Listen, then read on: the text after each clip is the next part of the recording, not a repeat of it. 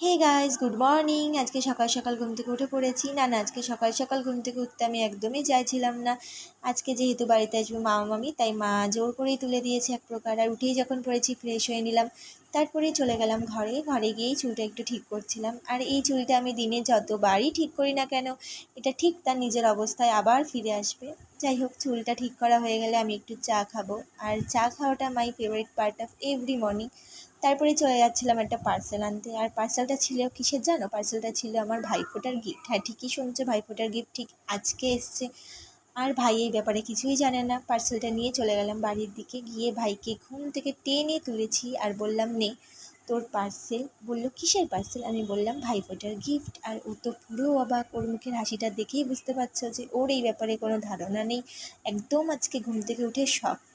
যাই হোক, ও এইটা একটু খুলে একটু ঢং করে নিল। তারপরেই চলে গেলাম, দেখছিলাম বাইরের ওয়েদারটা ঠিক এই অবস্থা। তারপরে ঘরে এসে মাকে বললাম, মা একটু খাইয়ে দাও কিছু। তাই মা একটু খাইয়ে দিচ্ছিল। Please don't forget like and subscribe. Bye bye.